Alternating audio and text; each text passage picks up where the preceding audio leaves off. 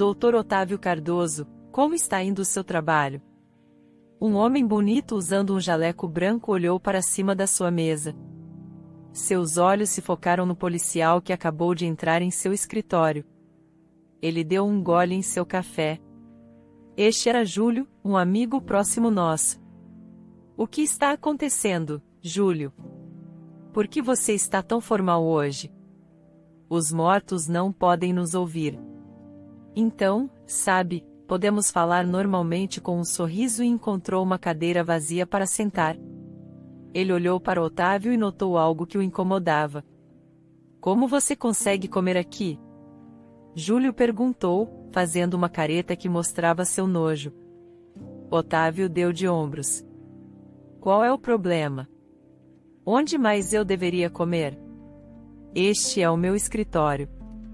Quer um pouco de café?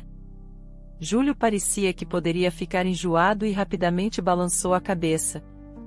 Não, obrigado, estou bem. Otávio alcançou um monte de papéis na mesa e os entregou a ele. Aqui está o relatório que você queria. Júlio rapidamente folheou os papéis e então relaxou em um sorriso. Obrigado. É exatamente o que eu pensava. Agora não preciso me apressar e podemos conversar. Como estão as coisas com você? Otávio riu. Você nunca deixa de me surpreender. Não consigo imaginar como você falaria comigo se o relatório não estivesse pronto. Estou indo bem. E antes que você pergunte, sim, ainda estou solteiro. Como isso é possível? Lembro-me de que na última festa você saiu com a mulher mais bonita lá. Eu não sei, Júlio, parece que as garotas não querem ficar com alguém que tem o meu tipo de trabalho. Assim que descobrem que eu trabalho com pessoas mortas, perdem o interesse. Júlio provocou. Bem, isso é culpa sua, não é? Você poderia ter seguido os passos da sua família e tocado violino, mas, em vez disso, escolheu um estranho trabalho lidando com mortos. Otávio riu, imaginando a si mesmo no palco, usando um terno elegante e tocando para uma grande plateia. Mas não, ele amava seu trabalho como médico legista investigando as causas da morte das pessoas. E ele não trocaria isso por nada. Ao crescer, a família de Otávio sempre assumiu que ele se tornaria músico como o resto deles.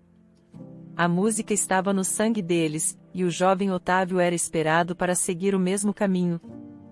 Seus dias estavam cheios da manhã à noite, após a escola regular, ele corria para aulas de música e depois para um tutor particular. Se alguém o tivesse acordado no meio da noite e perguntado o que ele mais odiava, ele teria respondido instantaneamente música, mas ele nunca disse à sua mãe, pai ou avó como se sentia a respeito. Eles teriam ficado chocados. Em vez disso, Otávio cultivou silenciosamente o amor por investigações forenses e séries de detetive na escola. Ele se destacava em disciplinas que não tinham nada a ver com música, como matemática e biologia. Seus pais não perceberam ou não quiseram ver a verdadeira paixão de seu filho até que algo aconteceu e mudou tudo. Quando Otávio estava na 8ª série, já sobrecarregado com inúmeros troféus de música, uma nova garota se juntou à sua turma. Mesmo anos depois, ele lembrava como seu coração deu um salto e depois começou a bater de novo, mas de uma maneira completamente nova. Ela era linda, quase como um anjo. E Otávio sentiu que não tinha chance com ela.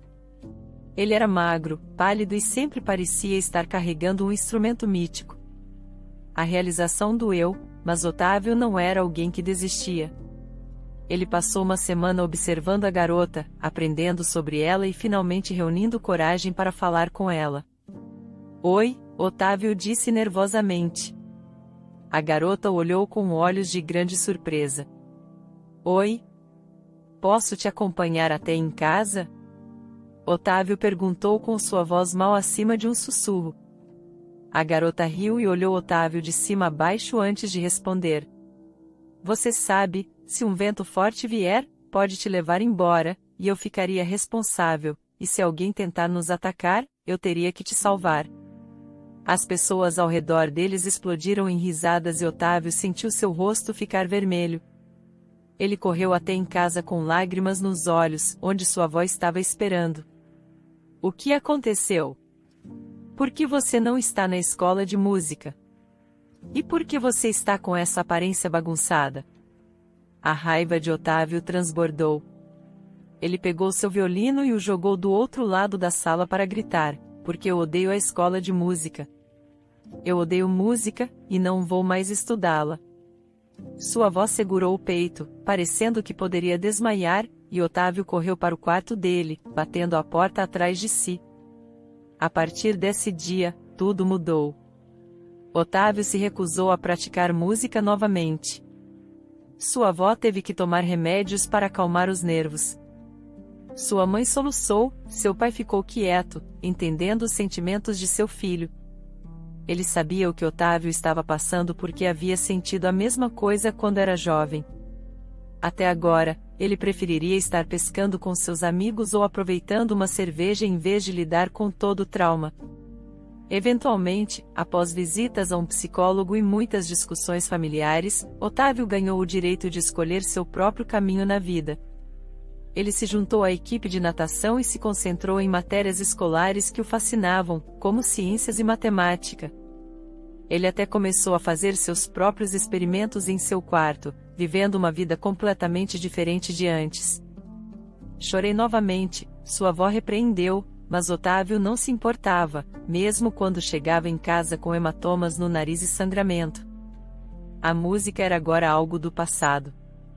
Quando chegou a hora de escolher uma faculdade, sua família sugeriu gentilmente algo relacionado às artes, mas Otávio anunciou que queria ingressar na área de medicina. A boca de suas avós caiu aberta e agora era a vez de sua mãe tomar comprimidos para acalmar. Tristemente, Otávio não passou no exame físico para a academia de polícia, mas ele tinha um plano de backup. Ele se inscreveu na faculdade de medicina, que o interessava tanto. Parecia que as mulheres e sua família finalmente respiravam aliviadas, embora ainda não entendessem completamente sua decisão. O doutor é um trabalho muito honroso e seguro, a família de Otávio disse com alívio. Mas esse alívio deles desapareceu quando souberam da área específica que Otávio havia escolhido. Ele seria um legista, uma pessoa que investiga a causa de mortes inesperadas ou violentas. Isso era muito diferente de tocar violino, mas para Otávio, investigar os mistérios da morte era uma arte em si mesma. Ele havia encontrado sua verdadeira paixão, um chamado que ressoava profundamente em sua alma. Isso havia exigido uma dolorosa realização e uma reviravolta do destino para guiá-lo até lá. Mas agora que ele havia encontrado esse caminho, ele o abraçava. Era algo não convencional, mas era seu.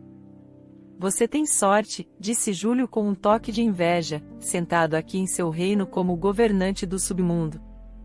Ninguém te incomoda.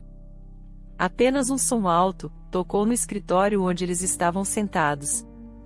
Viu, você amaldiçoou. Alguém foi trazido, disse Otávio com um toque de diversão em sua voz. Júlio rapidamente se levantou e se despediu.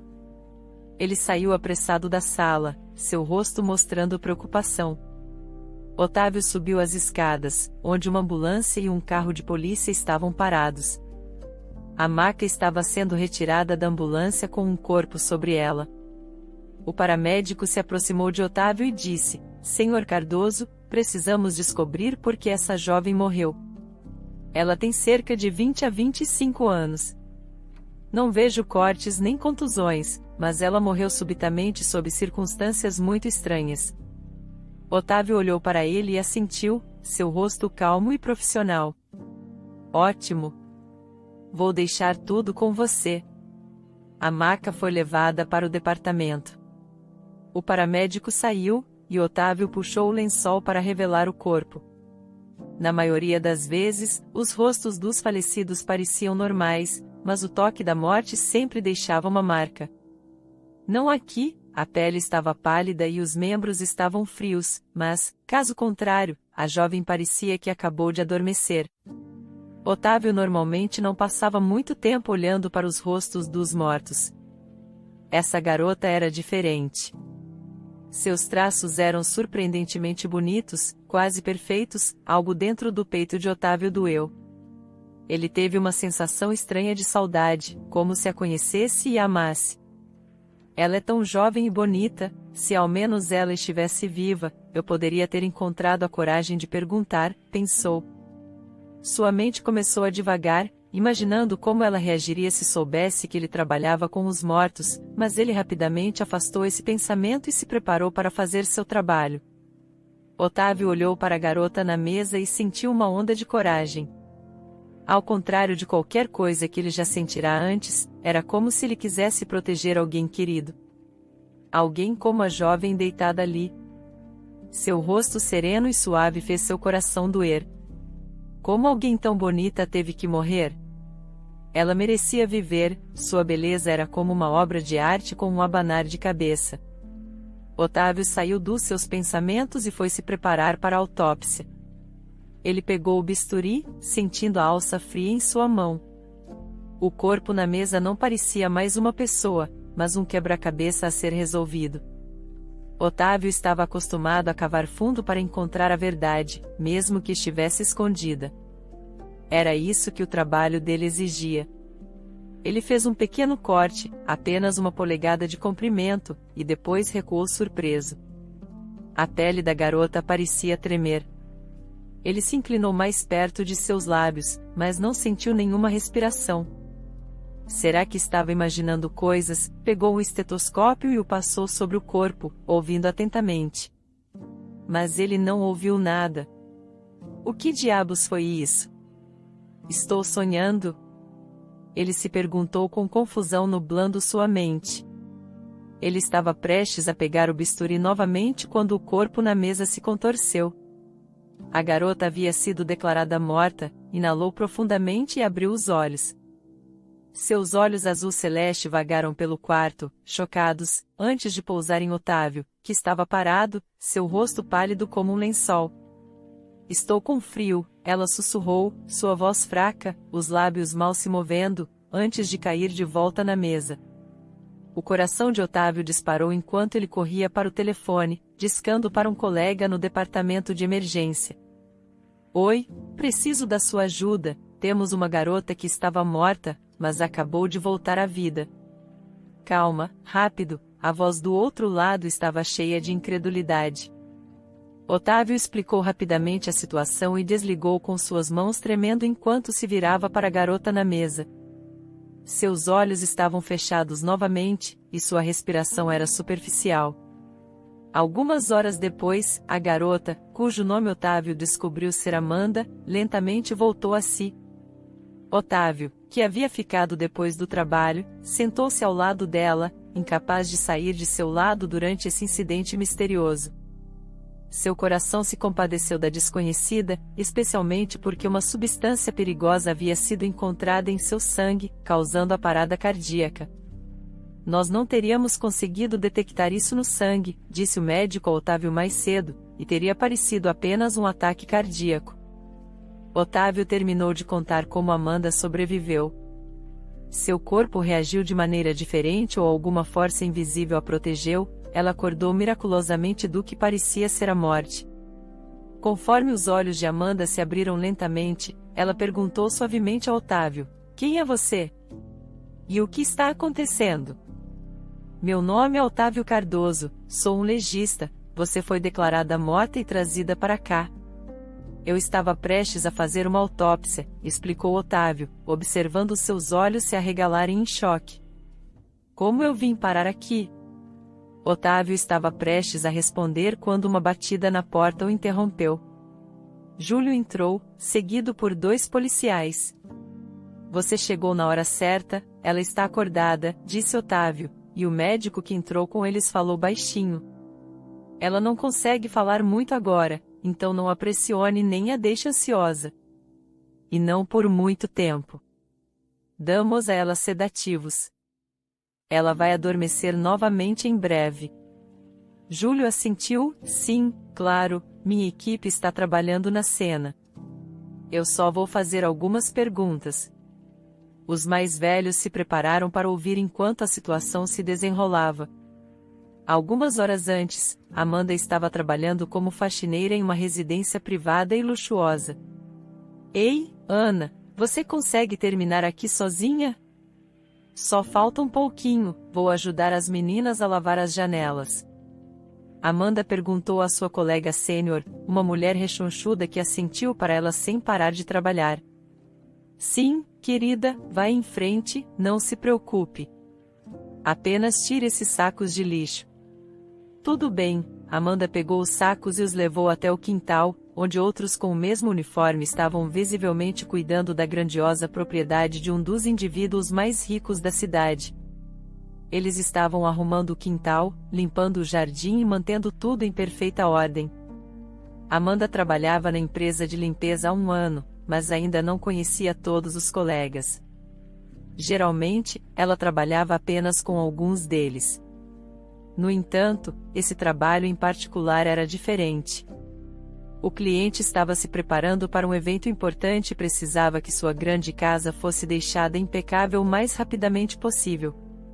Muitos trabalhadores foram chamados para garantir que o trabalho fosse feito rapidamente.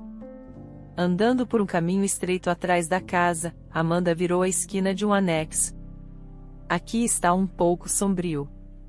Nada como a frente da casa. Ela disse nervosamente para si mesma, tentando afastar um sentimento de desconforto enquanto se aproximava da lixeira. Um arrepio repentino percorreu sua espinha. Nesse exato momento, seu telefone soou com uma mensagem, e ela olhou para a tela.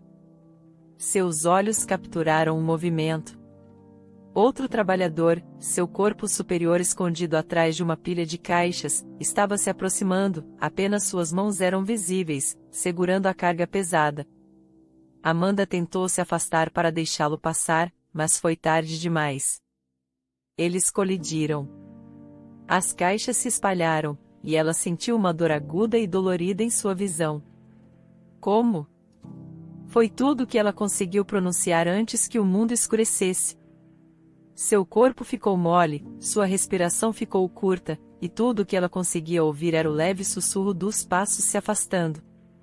Ajuda, por favor, estou passando mal, gemeu ela, lutando para encontrar a parede e se apoiar.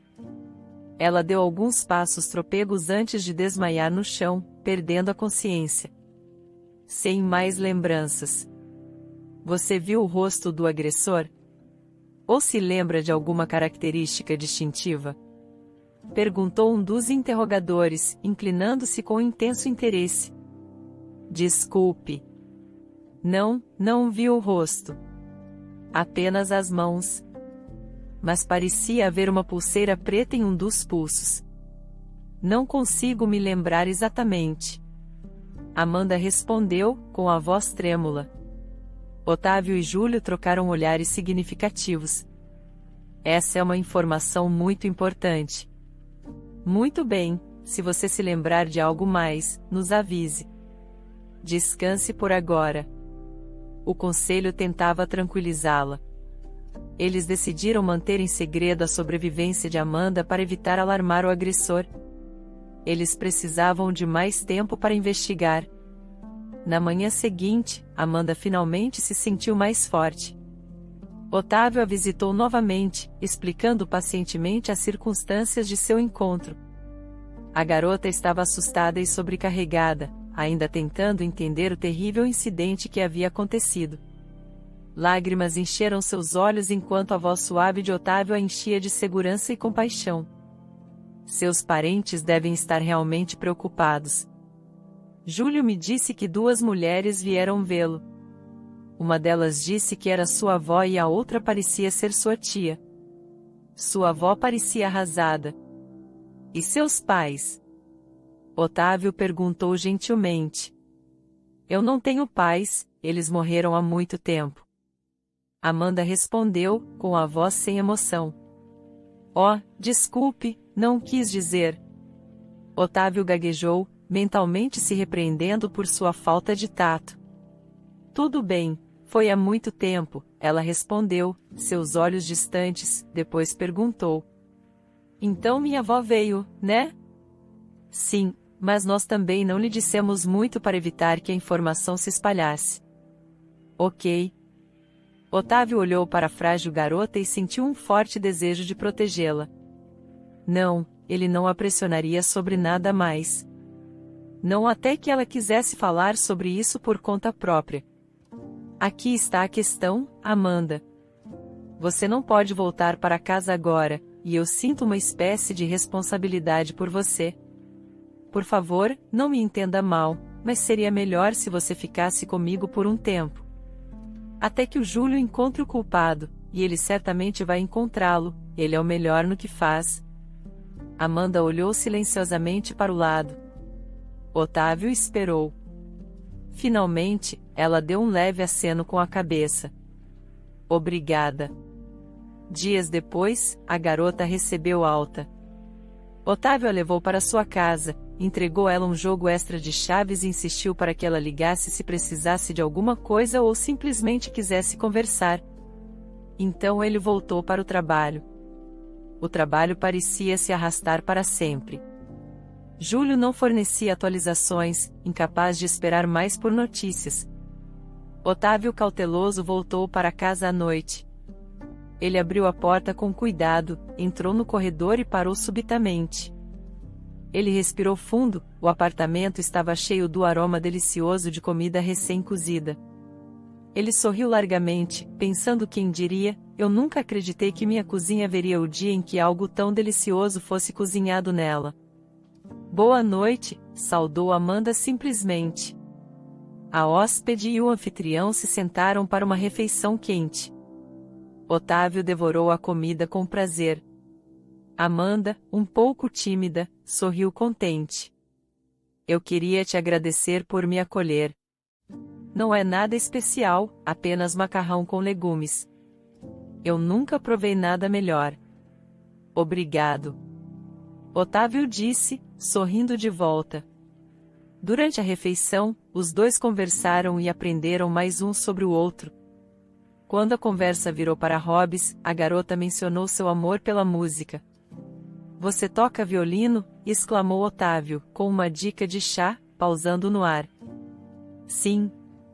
Tem algo errado? Não, está tudo bem. Otávio sorriu com seus olhos se iluminando enquanto ele bagunçava seu cabelo. É só que, como posso dizer?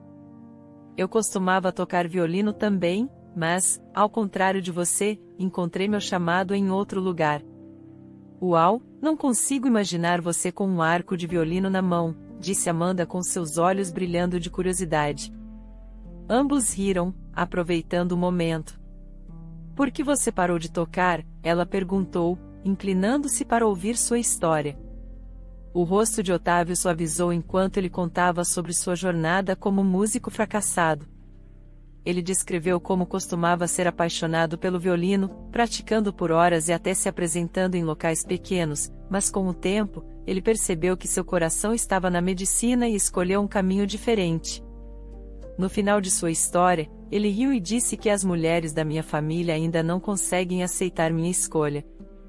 Amanda sorriu pensativa. Sua mente divagou para sua própria família. Ela ficou em silêncio por um tempo e, de repente, as palavras jorraram dela como uma torrente. Bem, é bom quando sua família apoia integralmente suas escolhas. Minha mãe era maravilhosa nisso. Ela sempre estava ao meu lado. Amanda relembrou, sua voz tingida de calor e tristeza. Amanda cresceu sem um pai, que morreu antes dela nascer. Sua mãe trabalhava incansavelmente, sacrificando-se e se esforçando para criar um ambiente amoroso e confortável para sua filha. Em um dia especial de sua infância, sua mãe levou Amanda ao conservatório para um concerto de música clássica. A experiência foi mágica e deixou uma marca indelével em seu coração. A partir desse momento, a menina sonhava em tocar um instrumento musical. Sua mãe reconheceu e incentivou totalmente seu amor e ambição. Amanda tinha um dom natural para a música e aprimorou diligentemente suas habilidades no violino aos 16 anos. Ela já era uma violinista talentosa, tocando com graça e emoção. Então a tragédia atingiu. Sua mãe foi diagnosticada com câncer em estágio 4 e os médicos deram apenas 6 meses de vida. A notícia devastadora abalou o mundo delas. Você precisa encontrar sua avó. Você deve ter familiares para se apoiar quando eu partir, sua mãe implorou durante uma de suas conversas sinceras com sua voz cheia de urgência. Mãe, não fale assim, você vai melhorar, tudo ficará bem. Além disso, a família de nosso pai nos renegou. Você disse que a vovó cortou todos os laços com eles. Precisamos enfrentá-los contra a vontade dela. Ela estava contra você desde o início. Amanda respondeu entre lágrimas com sua voz trincando de emoção. Não discuta, não há tempo. Você acha que será fácil sozinha? Eles ainda são sua única família, sua mãe sussurrou com sua voz carregada com o peso de suas palavras. Amanda abanou a mão, abraçando sua mãe pálida e frágil. Prometa-me que você entrará em contato com eles. Sua mãe insistiu com seus olhos suplicantes. Finalmente, sua filha sussurrou de volta, sua voz mal audível. Eu prometo. A condição de sua mãe piorou. Amanda reuniu coragem para engolir seu orgulho e foi até sua avó, Alice. Alice era uma mulher forte e bem-sucedida que morava em uma grande casa e administrava seu próprio negócio imobiliário. O reencontro foi desajeitado no começo, mas aos poucos as pontes foram refeitas, e Amanda encontrou consolo ao se reconectar com uma parte de sua família que ela nunca conheceu. Os olhos de Alice se arregalaram quando ela viu Amanda, tão impressionada com sua semelhança com seu falecido filho que a reconheceu imediatamente como neta. A conexão familiar era inconfundível, e as emoções que ela despertava eram profundas. Por favor, ajude a salvar minha mãe, Amanda implorou com lágrimas nos olhos. Eu não preciso de mais nada de você. O coração de Alice se comoveu pela garota e ela concordou em ajudar. No entanto, apesar de todos os esforços, o dia chegou quando a mãe de Amanda faleceu silenciosamente. A dor da garota não conhecia limites. A dor era tão profunda que parecia interminável. Mas as palavras de sua mãe ecoaram em seus ouvidos, instigando-a a se recompor e seguir em frente. Sua relação com a recém-descoberta avó era desajeitada no início, cheia de incertezas e sentimentos não ditos. Quando Alice se ofereceu para que Amanda fosse morar com ela, Amanda hesitou, mas lembrou das sábias palavras de sua mãe de que elas eram as únicas parentes que restavam. E além disso, ela passou a conhecer sua avó. Ela percebeu que Alice não era uma pessoa tão ruim quanto havia sido retratada. Amanda se mudou para a casa da avó e, com o tempo, as duas gradualmente começaram a se apegar uma à outra.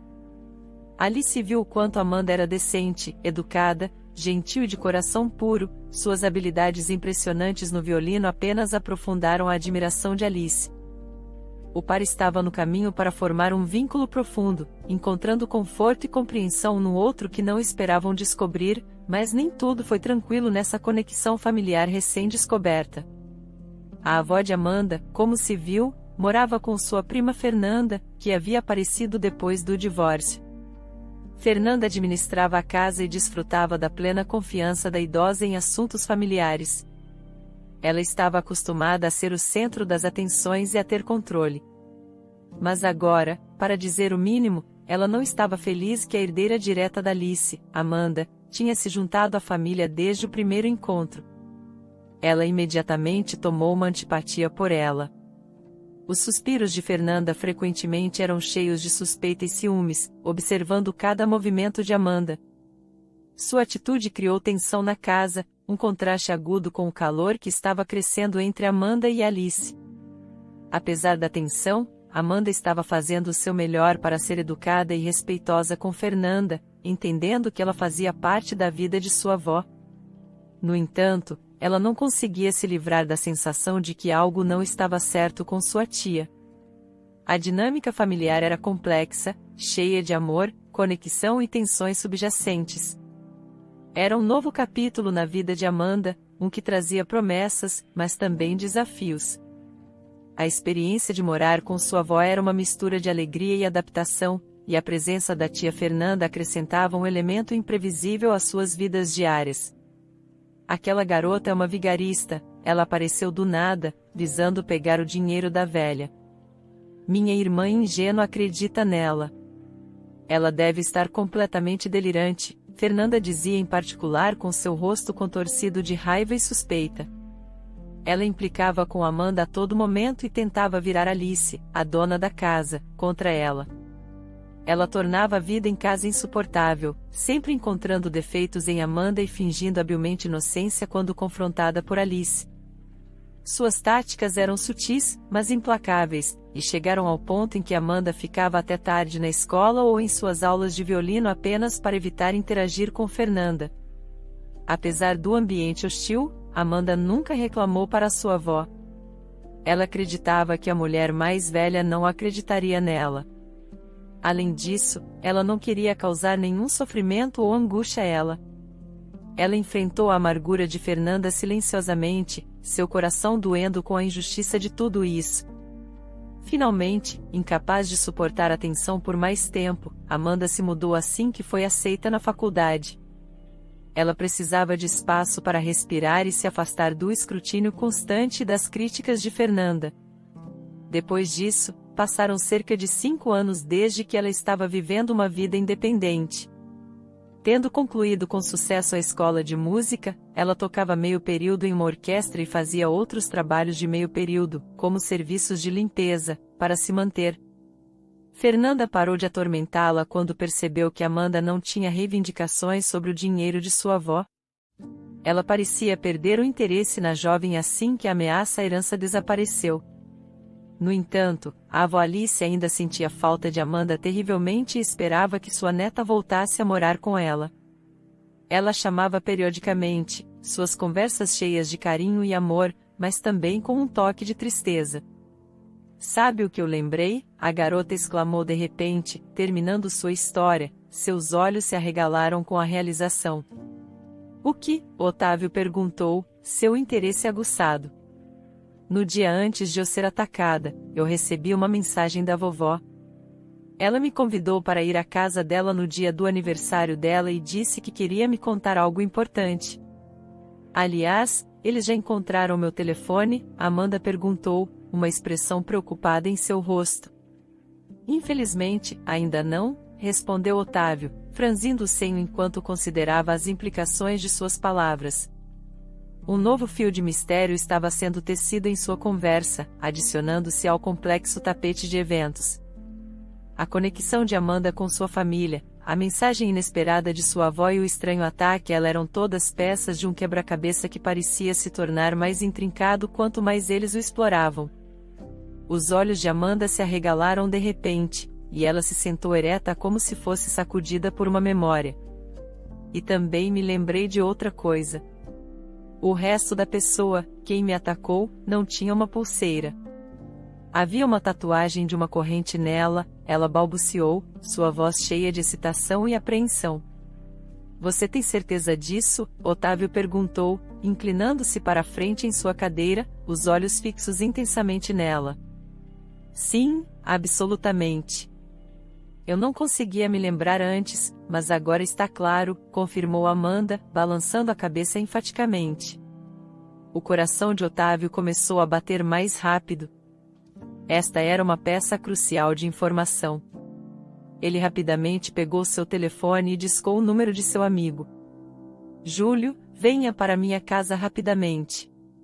Tenho algo para você." Júlio chegou dentro de meia hora, com uma expressão de preocupação. Ele ouviu Amanda atentamente, fazendo perguntas esclarecedoras, certificando-se de capturar todos os detalhes. Quando ficou sozinho com Otávio, ele arriscou compartilhar seus próprios pensamentos sobre o assunto. "Você acha que a gangue está envolvida nisso?" perguntou ele, sua voz baixa e ponderada. "Descartar qualquer possibilidade. Qualquer coisa pode acontecer, especialmente porque a Amanda diz que não tem inimigos." "Bem, exceto pela tia dela", respondeu Otávio, esfregando o queixo. Otávio ponderou por um momento, perdido em pensamentos. Como uma pessoa tão boa pode ter inimigos? Júlio deu um olhar provocativo a seu amigo, seus olhos brilhando com travessura. "Ah, uma boa pessoa, você diz." "Não é nada disso", gaguejou Otávio com seu rosto corando um pouco. Tudo bem, tudo bem." Mas por que não? Ela é bonita, doce e toca violino. Não perca sua chance, senão alguém mais vai rapidamente roubá-la de você, provocou Júlio, rindo do desconforto de seu amigo. Pare de falar bobagem. Ela tem a cabeça no lugar, Otávio corou, tentando voltar à questão principal. Melhor você me contar o que está acontecendo com o caso. Algum progresso? O sorriso de Júlio desapareceu e ele ficou sério. Sua postura mudou enquanto ele se concentrava no caso. Bem, por onde começar? Acontece que as imagens das câmeras de vigilância do local do incidente capturaram uma pessoa de uniforme carregando caixas. Infelizmente, a qualidade da gravação estava ruim e não conseguimos obter uma imagem clara do rosto. Além disso, naquele dia específico, a empresa de limpeza havia contratado alguns trabalhadores temporários devido à escassez de pessoal.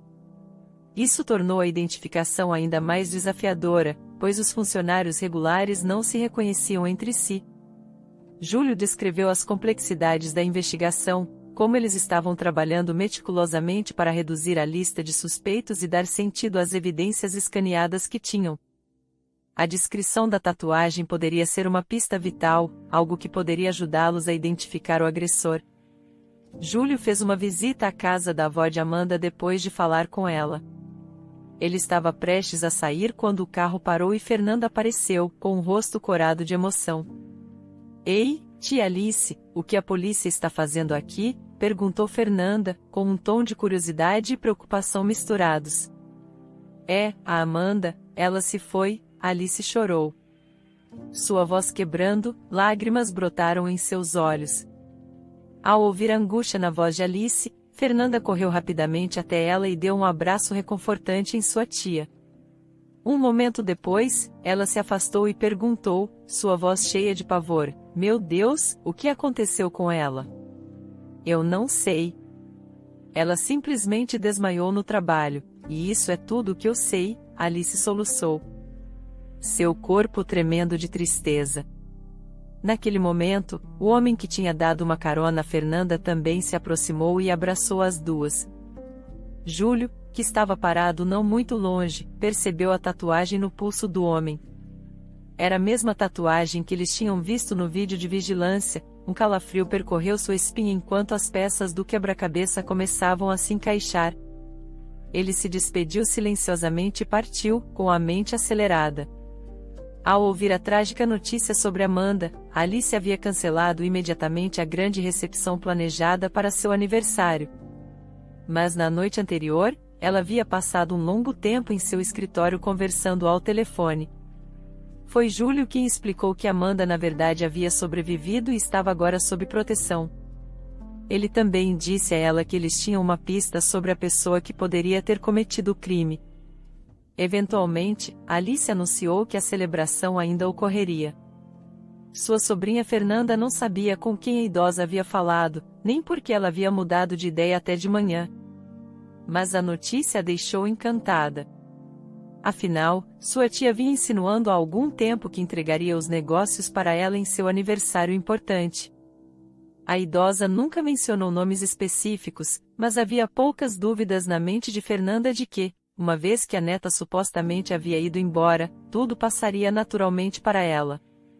O coração de Fernanda acelerou de expectativa enquanto se arrumava para a ocasião, colocando genuinamente esforço para ajudar sua tia pela primeira vez em muito tempo. Naquela noite, os convidados se reuniram ao redor da grande mesa de jantar. A sala estava cheia do som das taças tilintando e murmúrios suaves. Colegas próximos e amigos de Alice estavam presentes, e a atmosfera era de antecipação. No entanto, a idosa parecia distraída, continuamente verificando o relógio e lançando olhares impacientes para a porta de entrada. Fernanda, percebendo o desconforto na sala, decidiu tomar controle da situação. Tia Alice, todos estão aqui. Posso começar a noite com um brinde? Perguntou ela, com a voz cheia de entusiasmo. Não tenha pressa, Fernanda. Estou esperando alguém mais, respondeu Alice com seus olhos ainda na porta. Quem poderia ser? Perguntou Fernanda, curiosa em sua voz. Você verá, respondeu Alice, com um sorriso secreto no rosto. Nesse momento, a porta da sala se abriu e um casal entrou. A jovem, vestida com um belo vestido prateado, estava de braços dados com um homem alto em um elegante terno. Sua aparência causou uma agitação entre os principais convidados. Alice se levantou alegremente. Agora podemos começar. Otávio apertou carinhosamente a mão de sua companheira, sentindo sua tensão. Ele sabia que Amanda estava nervosa, e olhou ao redor da sala, observando várias expressões. O sorriso feliz de Alice, a perplexidade dos convidados e o rosto pálido e chocado de Fernanda. Então, ele encontrou os olhos de Amanda. Ela estava deslumbrante em seu vestido.